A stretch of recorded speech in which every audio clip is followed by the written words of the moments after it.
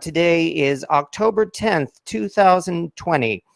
Exactly 10 years ago on this night was October 10, 2010, the magical date of 10-10-10.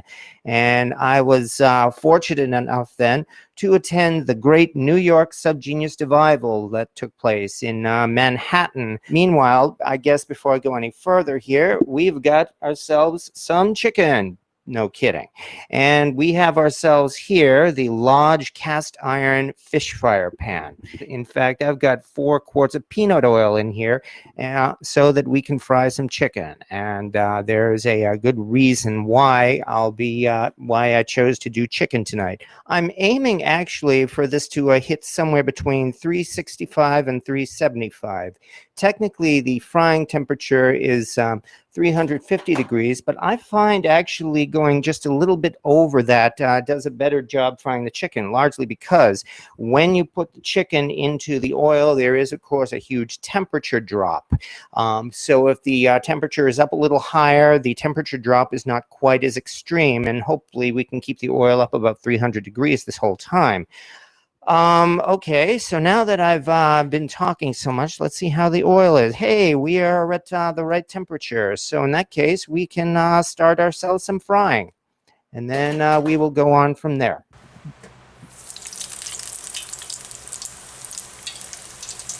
Oops, don't splash the oil.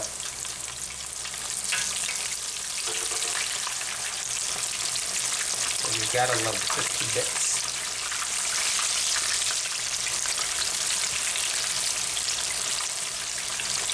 There we are. And that's what I mean. We've got 8 pieces of chicken all frying up here, and as you can see, there's plenty of room too. The pan isn't even crowded. Having said that, actually now I'm going to jump ahead, use SubGenius time control, and jump forward to the hours after this great devival ended. Yeah, really, it was like about midnight. My girlfriend, my closest friends, and I, we all dressed up in Ren Fair outfits for the occasion. So this was in the middle of New York City, mind you. So we got out of the club in our Ren Fair outfits. And we got into a cab to get back to the hotel. And here is, on our way back to the hotel, I guess I should also say this was my very first time actually visiting New York City.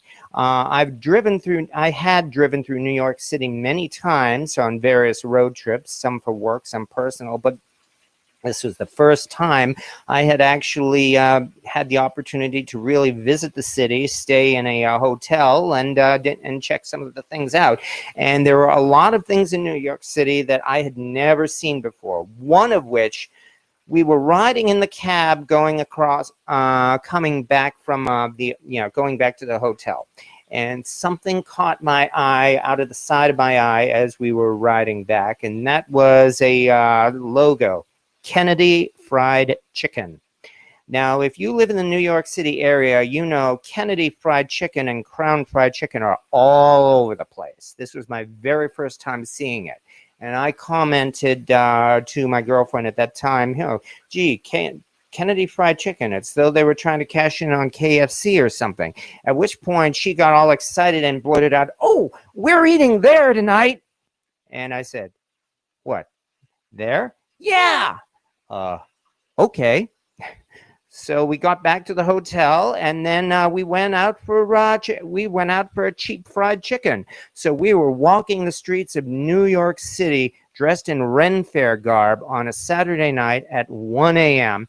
to go to a Kennedy Fried Chicken, where they serve their chicken behind bulletproof glass, and the customers looked like there was a good reason why they served it up behind bulletproof glass, to get ourselves a nice box of chicken, fries, and their rolls. The fries were soggy and, well, they were still warm, I will say that. Those so-called rolls were practically inedible. They were stale and made you cough. But the chicken turned out to be pretty darn good. And that was my very first experience with cheap New York fried chicken. And I fell in love after that night. I mean, I enjoyed very much Kennedy Fried Chicken, Crown Fried Chicken. It was really after that point that I started seeking out Crown Fried Chicken and Kennedy Fried Chicken, because I found out, and I still think today, this stuff is much better than KFC. So anyway, this was one of the many things I discovered that night 10 years ago.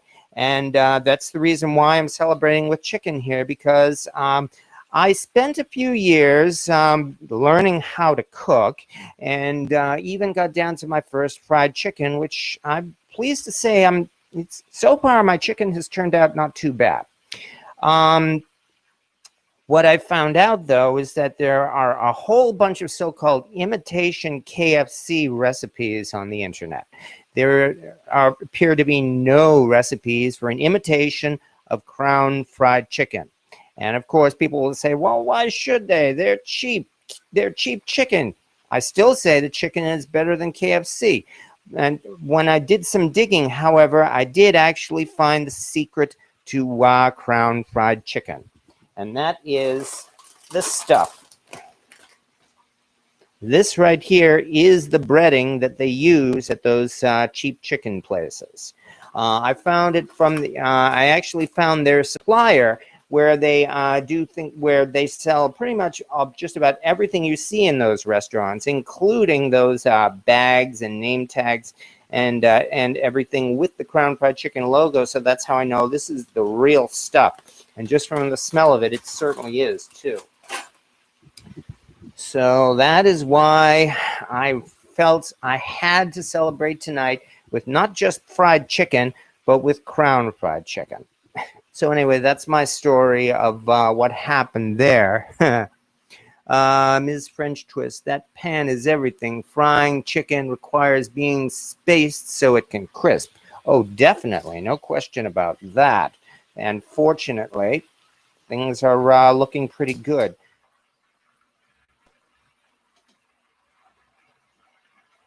Oh, yeah. No problem at all. And we are off to a good start here.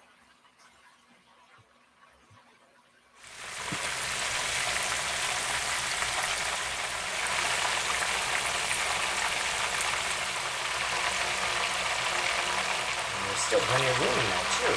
Cool.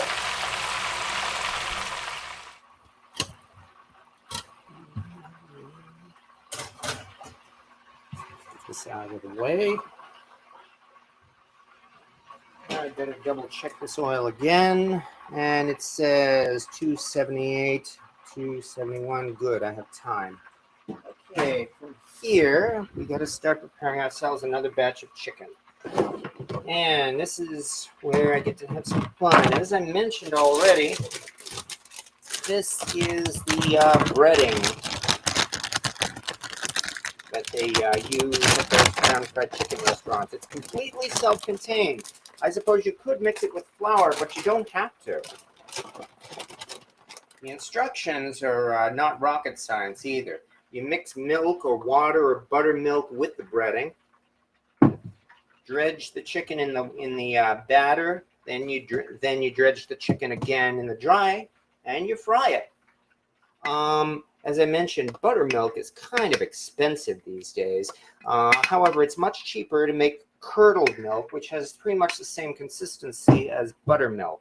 What you do is you simply take a half gallon of milk, mix in half a gallon of vinegar, and then you just let it sit for about 20 minutes or so, and the milk will curdle, and it has the consistency of buttermilk. And I find it just fine as a buttermilk substitute for frying, especially here, for instance. So we simply put a couple of pieces in here. Move this out of the way.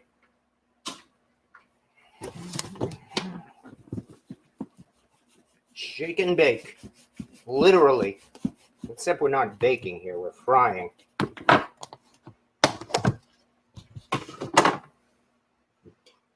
Anyway, but yes, preparing fried chicken does take some effort, because, you know, we've got to get all this stuff out. We have to get out the We have to prepare the chicken seasoning. We have to prepare the oil. We have to fry it.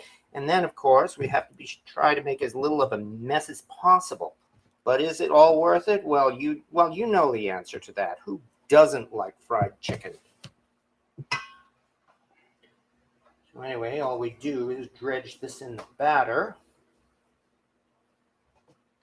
and drop it into the dry breading. On top of everything else, as well, it's much cheaper to make your own chicken too, of course. Because, I mean, when you consider how much these days does a 10-piece bucket of chicken cost you, just about anywhere? $15? $20?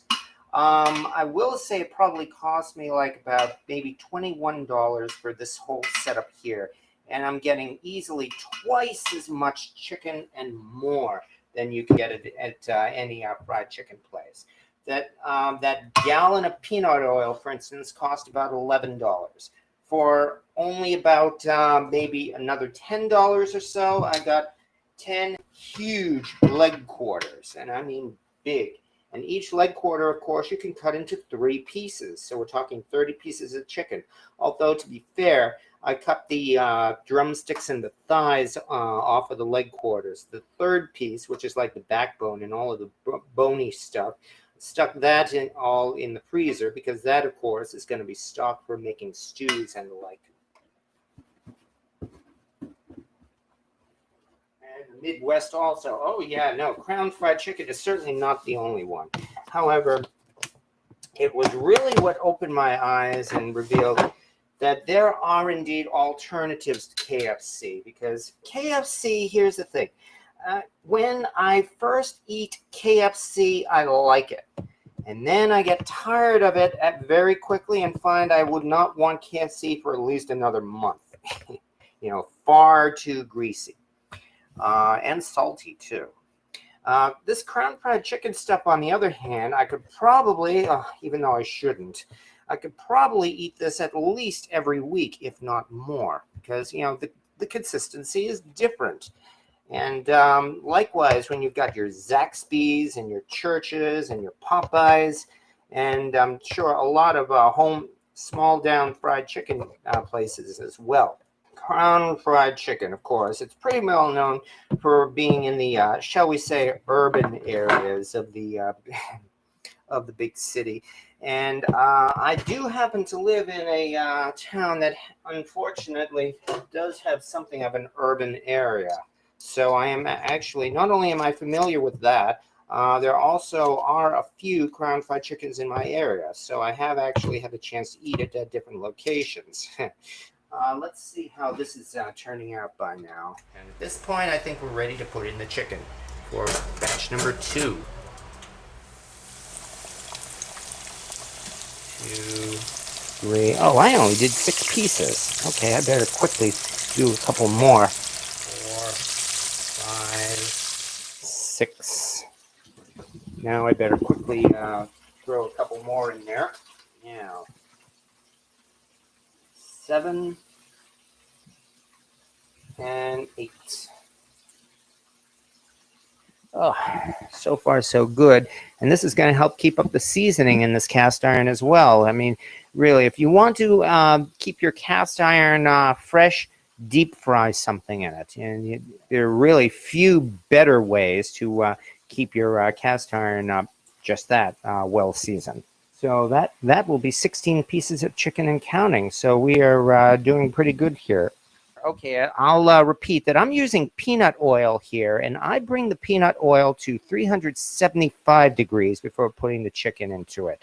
I know the typical deep frying temperature, they say, is 350. I go a little bit above, maybe 365 to 375, because when you put the chicken in, it causes a real sharp drop in the oil's temperature. And so if the oil is a little above 350, then the temperature drop will not be quite as steep. I mean, it didn't take too long, for instance, for the oil to heat back up to frying temperature here.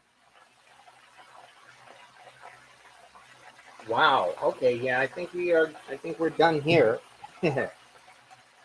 Nice thing about dark meat, of course, as you know, it doesn't dry out. and it's probably even more tender that way. We are definitely good here. Looks like a couple of extra crisps too. That's a bonus, if anything. And you can see these are pretty big pieces of chicken too. They're not small.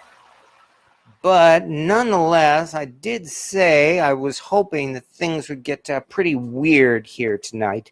Not weird enough to get in trouble with YouTube, and thank you very much for not doing anything that got us in trouble with YouTube. Having said that, though, nonetheless, this has actually been a lot of fun, and I really do like how this chicken turned out. And boy, is there a lot of it. So yeah, we are going to have to start eating some of this.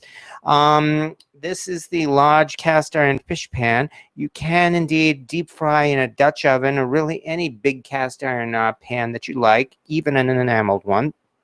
And if you have the resources and you don't mind the mess, then yes, do some deep frying because it is a lot of fun. I guess at this point, though, as I said, I can only thank everybody very much for showing up for this. And once again, though, I'm very grateful for everybody who showed up and actually stayed. Really, yeah, seeing all of you folks here is one of the big reasons why these live shows here are a lot of fun, and I very much enjoy it. I'm not turning my channel into only live videos. I've done a few of them recently because, hey, they're a great way to fill time. I will admit that. But also, as I said, they are easy to do and they're a lot of fun. And that's really the whole point of cooking in general, not just in cast iron, but in general, is that we want it to be fun. And believe me, this is a lot of fun. And I'm really glad to be doing this. And I'm also especially glad to be doing this here for you. Thank you very much once again, everyone, for showing up. And I do hope you've enjoyed this. And I will see you again.